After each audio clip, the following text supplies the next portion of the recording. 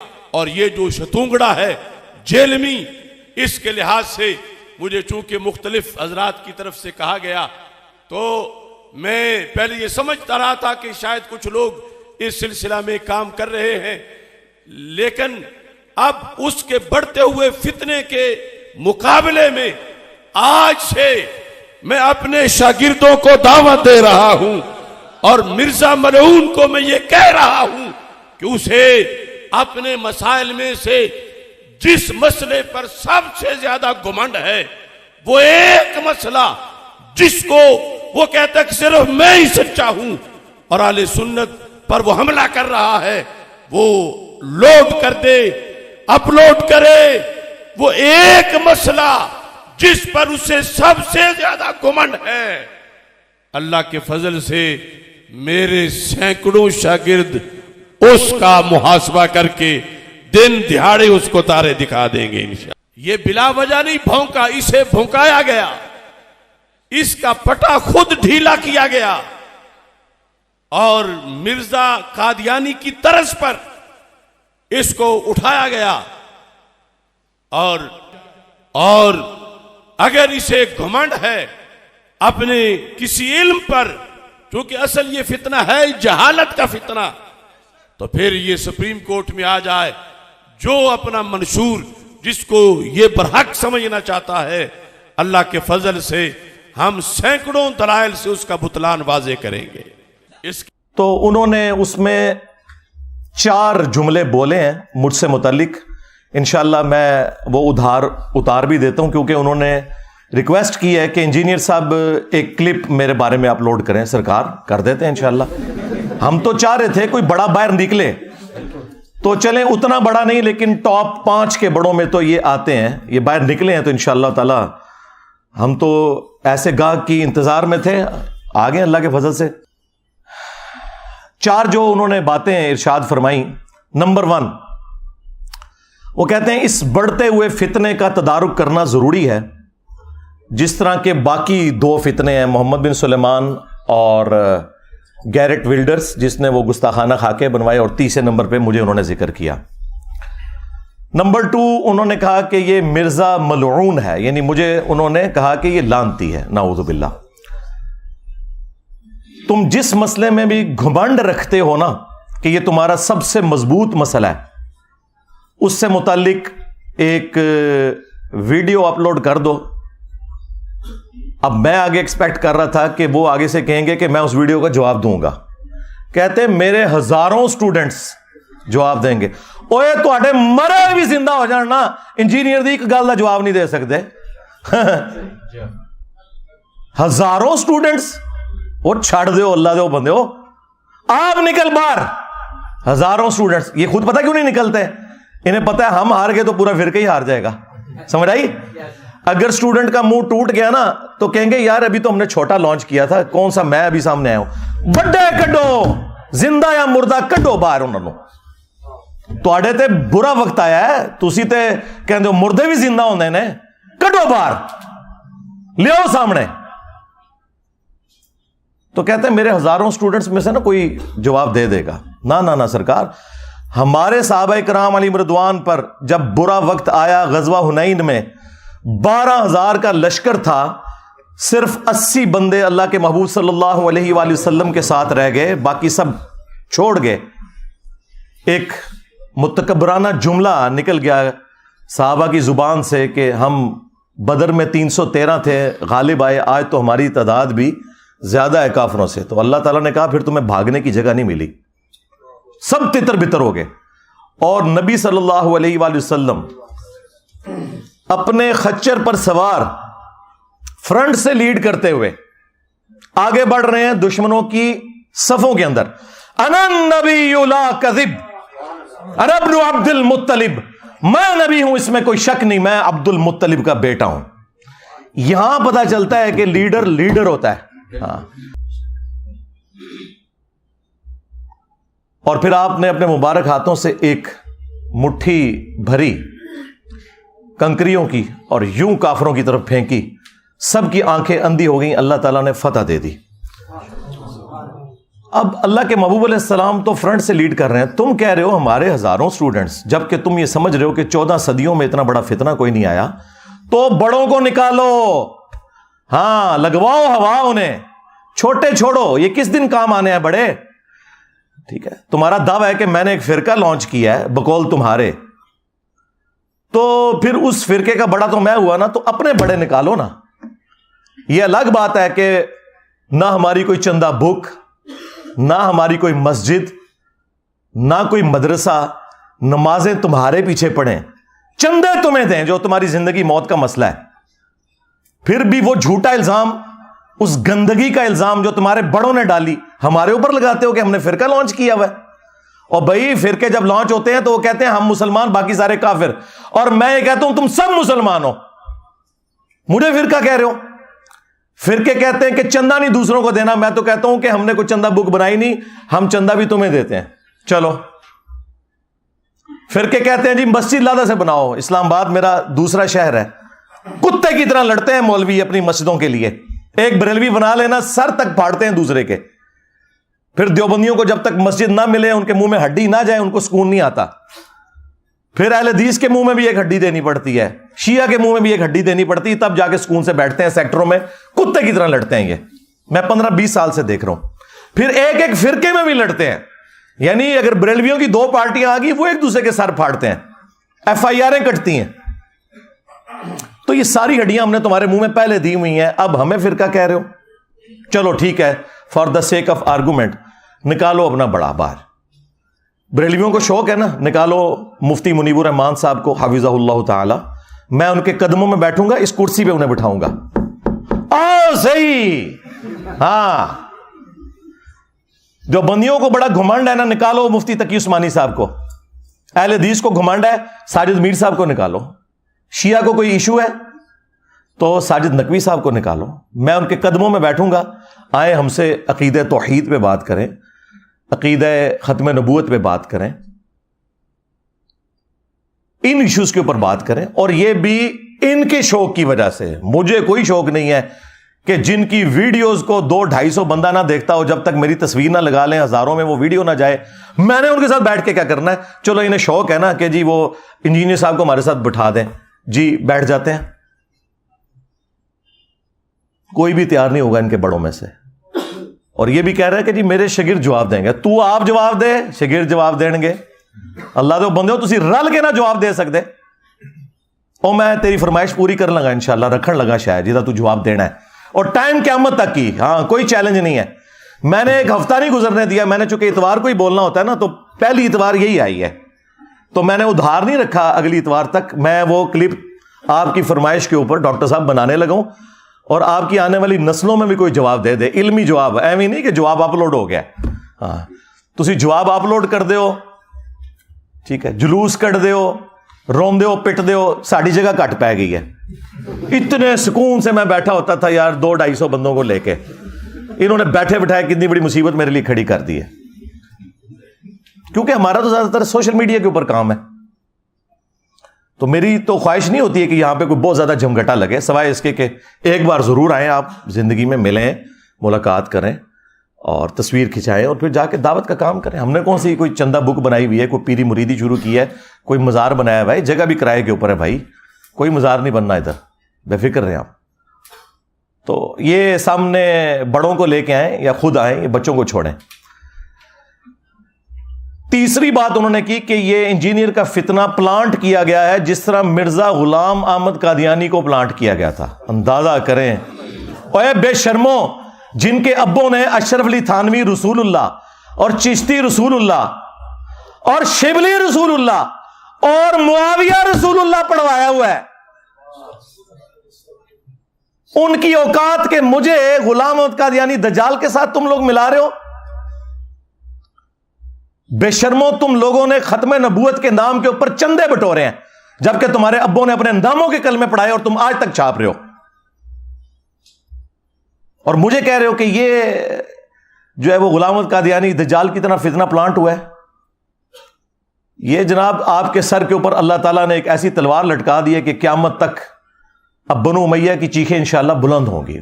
آپ نے پتہ کیا کرنا ہے, آپ نے ایک بڑی بوتل رکھنی ہے یا دودھ پتی کا ایک کپ رکھنا ہے سائڈ پہ, ایک وڈا چپساں دا پیکٹ, یہ گھر دے بڑے ہوئے چپس, اور انہوں دی ویڈیوز لا کے انہوں دی چیخاں سننیاں نے, انجوائے کرنی ہے, بس اس سے زیادہ کچھ نہیں کرنا. ہاں بس تہاڈا اتنا ہی کام ہے. پھر چوتھی بات انہوں نے کی کہ اس گستاخ کی زبان کو لگام دی جائے. سرکار اس زبان کو لگام دینے والا کوئی پیدا ہی نہیں ہوا اللہ کے فضل سے.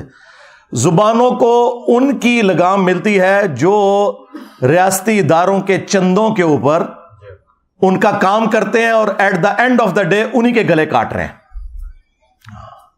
یہ جا کے ان کو یہ باتیں کرو. جو پہلے دن سے اپنی جیب سے لگا رہا ہے نا, اسے کسی کی کوئی دھونس نہیں ہے, نہ وہ کسی سے رکنے والا ہے. اور اب تو اللہ کے فضل سے FATF حفظہ اللہ تعالی, ہاں ضرب عزب حفظہ اللہ تعالی, رد الفساد حفظہ اللہ تعالی کی برکت سے تسی آگے ہو آنے والی تھان تے. اب تمہارے جیسے لوگوں کے لیے جو نان اسٹیٹ ایکٹر بھرتی کر کے بدماشی کرتے تھے, اب جائے پناہ نہیں ہے, کیونکہ تمہاری جو جائے پناہ تھے نا وہ بھی تواڈے کولوں رج گئے نے ہونا.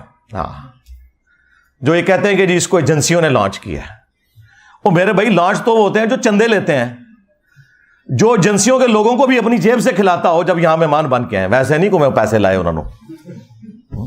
جس کے یوٹیوب کی ایک مہینے کی کمائی تمہارے ہزاروں مدارس کی چندہ بک سے زیادہ ہو, اگر وہ ویڈیو ایڈ چلائے 80 سے 90 لاکھ تک وہ مہینے کا کما سکتا, اور وہ اس نے چھوڑا ہوا ہو, اس کو تم لوگ جو ہے وہ اس طرح کی دھونسے لگاتے ہو. تو یہ 4 باتیں انہوں نے کی, اور اینڈ پہ جو انہوں نے جملہ بولا چوتھی بات میں کہ جی اس گستاخ کو لگام دی جائے. تو یہ گستاخ کا ان کا ہتھیار پرانا ہے. ان کے جو اعلیٰ حضرت تھے نا, ان کا بھی یہی ایک ہتھیار تھا جس کے ذریعے انہوں نے دنیا پہ رول کیا. آج انہیں دنیا سے گئے آلموسٹ 100 سال ہونے والے ہیں. 1921 میں ان کی ڈیتھ ہوئی احمد رضا بریلوی صاحب کی, بمطابق 1340 ہجری. اور انہوں نے اپنے زمانے میں باقی مکاتب فکر کو گستاخ ڈکلیئر کر کے کافر ڈکلیئر کیا کیٹاگوریکلی. اسی روش کے اوپر یہ لوگ چل رہے ہیں. احکام شریعت میں احمد رضا بریلوی صاحب سے سوال ہوا کہ یہ جو وہابی لوگ ہیں, قادیانی, شیعہ, مختلف فرقوں کے نام لکھ کے نا ان سے سوال پوچھا گیا کہ کیا ان کا ذبیحہ حلال ہے اگر یہ اللہ کا نام لے کے کوئی جانور ذبح کریں. تو انہوں نے جواب میں کہا کہ وہابی خواہ دیوبندی ہوں, اہل حدیث ہوں, قادیانی ہوں, قادیانی کافروں کو ان کے ساتھ شامل کیا, شیعہ ہوں, نیچری ہوں یعنی نیچر کے ماننے والے, یہ سب کے سب لوگ 1,00,000 دفعہ بھی اللہ کا نام لے کر کوئی جانور ذبح کریں تو ذبیحہ مردار ہی رہے گا, اور یہ سب کے سب مرتد یعنی واجب القتل ہیں, یعنی اسلام سے نکل چکے ہیں, واجب القتل ہیں. البتہ یہود و نصارہ کا ذبیحہ حلال ہے. ہائے میں صدقے منو کہندے نے یہود و نصارہ دا ایجنٹ, اوئے تہاڈا وڈا باقی سارے فرقے نو یہود و نصارہ تو بدتر سمجھدا سی, دسو ایجنٹ کون ہے؟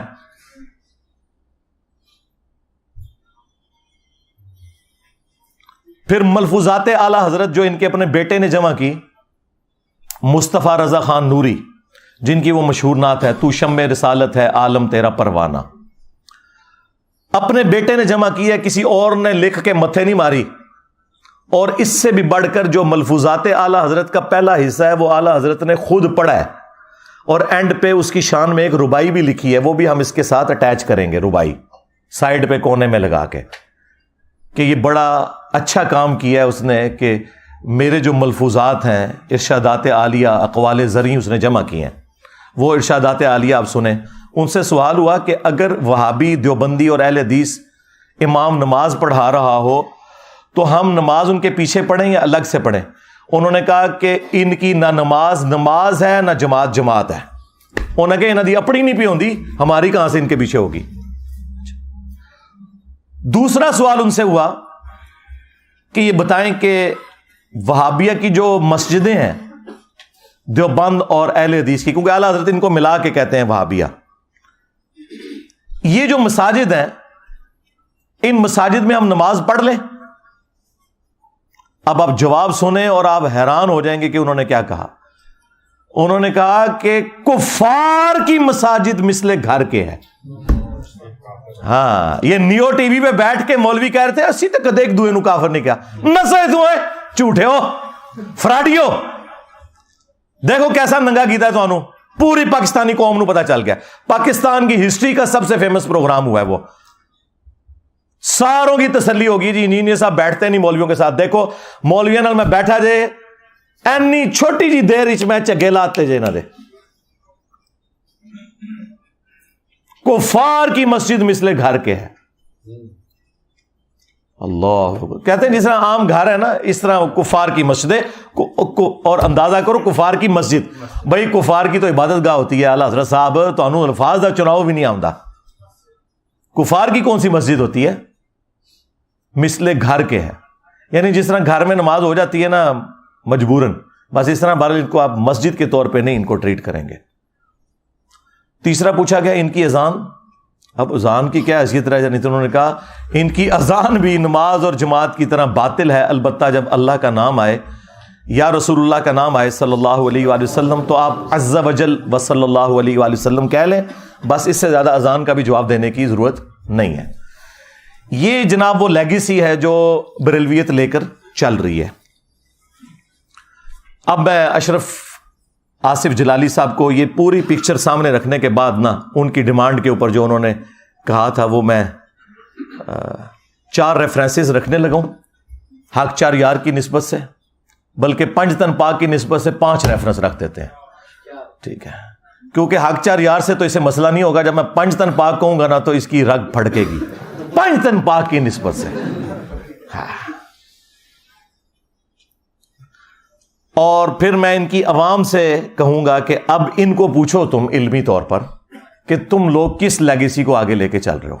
گستاخ کہتے ہو انجینئر کو, قادیانی کہتے ہو تم انجینئر کو, اور تمہارے سارے بزرگ ختم نبوت کے اوپر ڈاکہ مار کے گئے ہیں, رسول اللہ کی شان میں گستاخیاں کر کے گئے. وہ کتابیں تم لوگ آج تک چھاپ رہے ہو. الٹا تم لوگ مناظروں میں دفاع کر رہے ہو. ابھی تک وہ مولوی زندہ ہیں جنہوں نے مناظروں میں چشتی رسول اللہ کا دفاع کیا ہے. اب کہتے ہیں کتابیں بدل گئی ہیں. داڑ تھلے کتاباں بدل گئی نے. ہاں, کوئی مجدد آیا جنہیں تمہیں دسیا کہ تہاڈی کتاباں بدلیاں نے. پہلے تو کسی کو نہیں پتا لگا. یہ بھی میں تیری طبیعت صاف کرنا وا, کتاباں بدل گئی نے. اللہ دے بندو شکر ہے ان مناظروں کی ویڈیوز رکھی ہوئی ہیں, زبانی کلامی نہیں ہے مناظرے. ہاں وہ لوگ زندہ ہیں. او نوری یاد آیا, نوری, ہاں وہ والا مناظرہ, پھر نیو قریشی صاحب والا مناظرہ. اچھا یہ لوگ پھر نا ان ساری چیزوں کے دفاع میں ان کے پاس نا جھوٹ اور دغا اور بھاگنے کا راستہ صرف ایک ہوتا ہے. وہ میں شروع میں کلیئر کر دوں تاکہ کل کو یہ جواب دیں تو آپ کو پہلے ہی پتا ہو کہ یار یہ جواب تو انجینئر صاحب نے پہلے ہی تو اسٹریٹجی دیتا سی. پہلا یہ صحیح بخاری سے لے کے آتے ہیں ایک تعلیقاً روایت جو ابن ماجہ میں پوری سند کے ساتھ ہے کہ اللہ کے محبوب صلی اللہ علیہ وآلہ وسلم نے فرمایا 3 لوگوں سے اللہ نے شریعت کا قلم اٹھا لیا ہے. نمبر 1 جو مجنون ہے, پاگل شخص ہے. نمبر 2 نابالغ, اور نمبر 3 سویا ہوا شخص. اب آپ سوچ رہے ہوں گے کہ اس کے ساتھ ان کے بزرگوں کا کیا لینا دینا. تو وہ کہتے ہیں وہ اللہ کے عشق میں چونکہ مجنون ہو جاتے ہیں نا, تو وہ پھر اس مجنونیت کی وجہ سے بجائے یہ کہ اللہ کے نبی کی تعریف کریں بھونکنا شروع کر دیتے ہیں. یہ بھونکنے کا لفظ تو ظاہر میں نے استعمال کرنا ہے. تو کہتے ہیں یہ شطحیات ہیں بزرگوں کی. نہ سرکار, نہ نہ نہ نہ, شطحیات کی ٹرم صوفیاء کے ہاں جو آپ کے بزرگوں نے لکھی ہے وہ اللہ کے بارے میں ہے, پیغمبر کے بارے میں نہیں ہے. کل تک بڑے فخر سے کہتے تھے با خدا دیوانہ باش, با محمد ہوشیار. کہتے تھے جی منصور الحاج نے کیا سی, ان الحق. اگر وہ کہتا انا محمد تو ہم اسے کافر کہتے. میں دساں گا تو بابیاں نے ختم نبوت ہوتے ٹاکا مارے. اب میں دیکھتا ہوں تم لوگوں کا عشق رسول کہاں جاتا ہے. ہمیں دھوکہ دو گے تو یہ تو ہو گیا ان کا فارغ. یہ رسول اللہ کے بارے میں گستاخیاں جو میں گنوانے لگا ہوں. اور دوسری بات یہ ہے کہ اگر ان بزرگوں کو تم مجنون سمجھتے ہو تو پھر بزرگ بنا کے کیوں پیش کرتے ہو؟ پاگل کب ہونا ہے انہوں؟ عجیب و غریب نام رکھے نا، کبھی کہہ دیں گے کلندر ہیں، کبھی کہہ دیں گے مجذوب ہیں. پاگل کب ہونا؟ حدیث تے پاگل والی سنا رہے ہو نا، تو اس میں تو جو الفاظ ہیں وہ تو ہے مجنون. مجنون کو نا مجذوب اور کلندر یہ لفظ کیوں استعمال کرتے ہو؟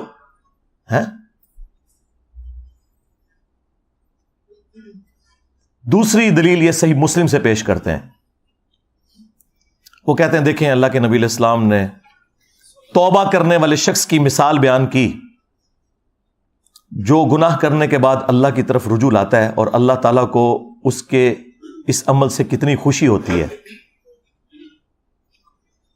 کہ ایک شخص تھا اگلے زمانوں میں، یہ تمثیل کے طور پر ہے، اس کا سارا ساز و سامان اس کے اونٹ پہ لدا ہوا تھا.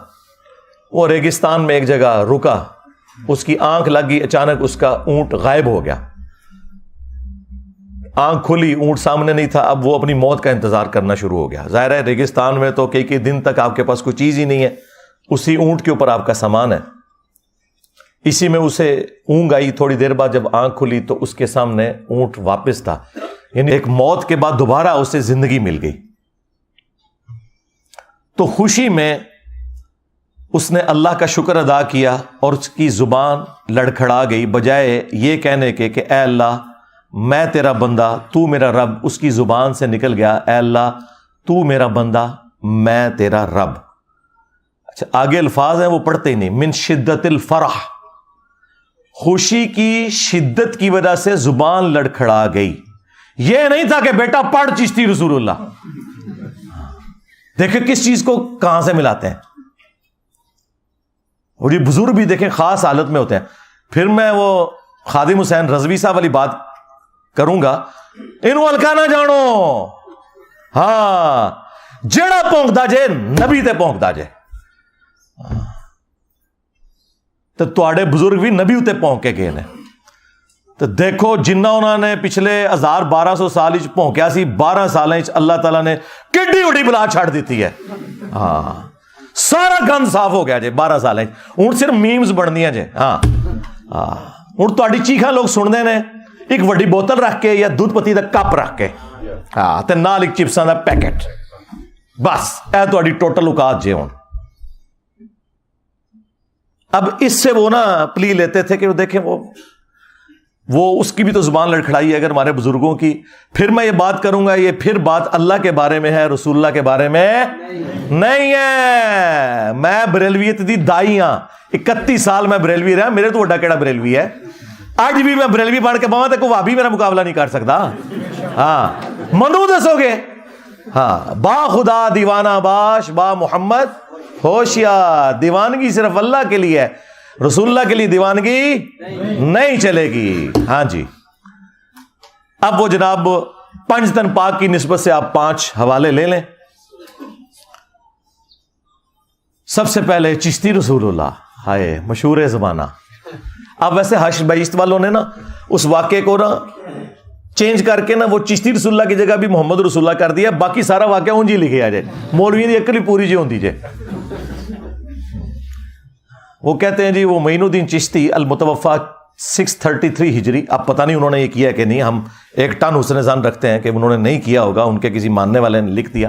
بال ان کا دعویٰ ہے کہ یہ بات بالکل ٹھیک ہے. تو وہ کہتے ہیں ان کے پاس کوئی مرید ہونے آیا تو انہوں نے کہا کہ تم کلمہ کیسے پڑھتے ہو؟ تو اس نے کہا لا الہ الا اللہ محمد رسول اللہ.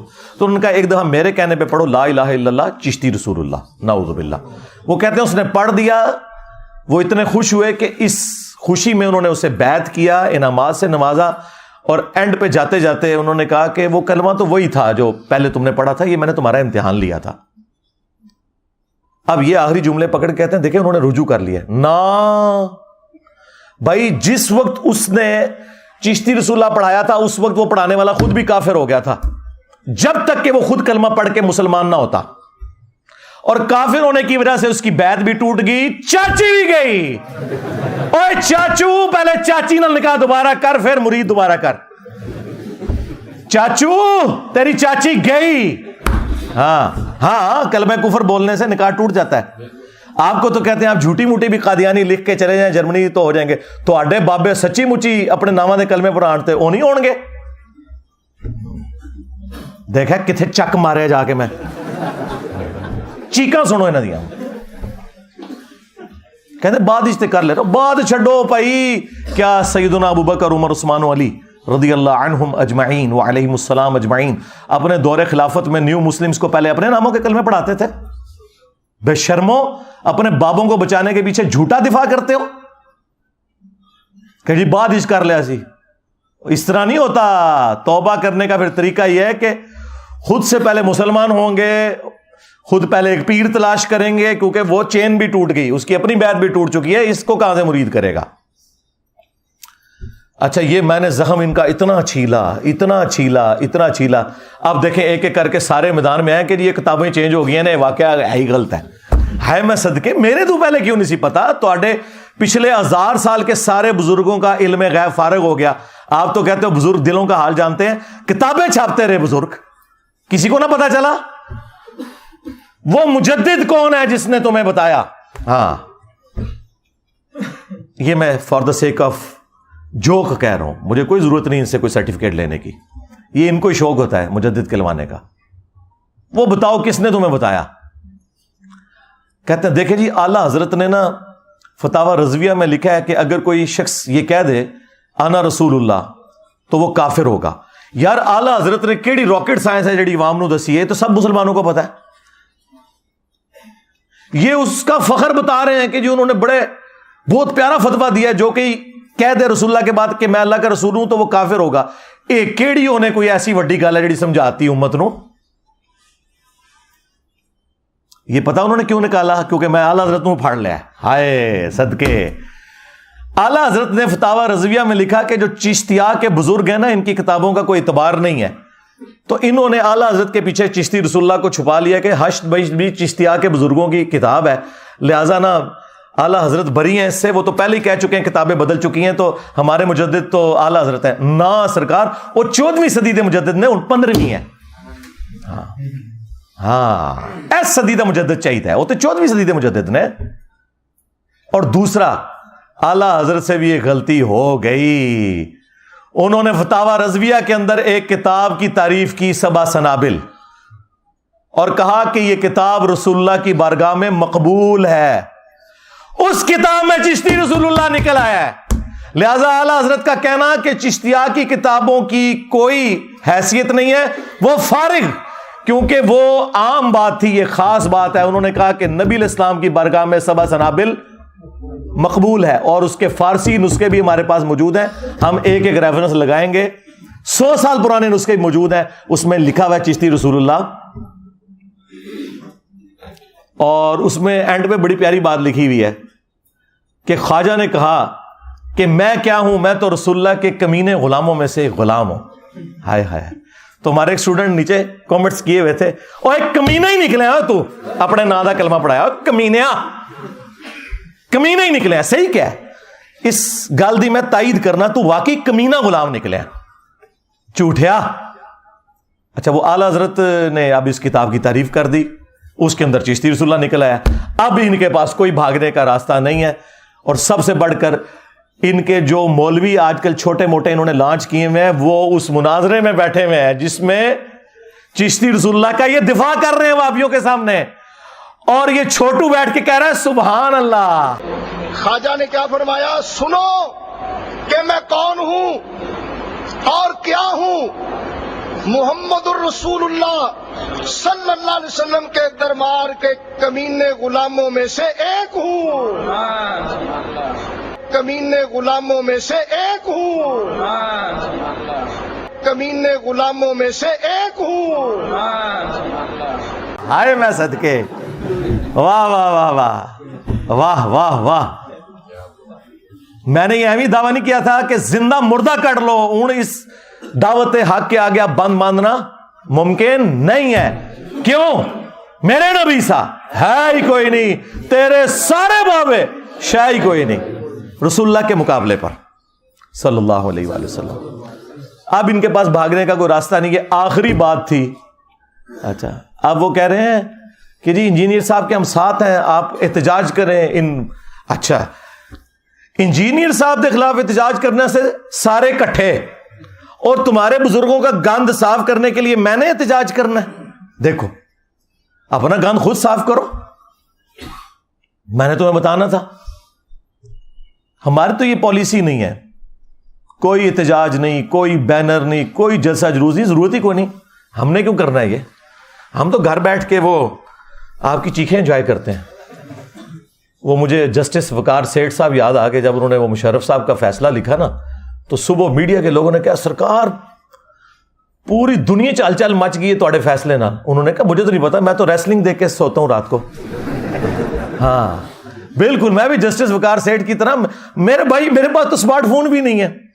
ہاں میں تو اپنے تحقیقی کاموں میں مشغول ہوتا ہوں. میری بلا سے بھائی اللہ کے فضل سے یہ ٹینشنیں تو ان لوگوں کو جو ان چیزوں کے ساتھ چلتے ہیں. ویسے تو میرے سامنے بھی ان کا کوئی بزرگ نکلا ہے تو میں ایک دفعہ پڑھوں لا حول ولا قوت الا باللہ, غائب ہو جائے.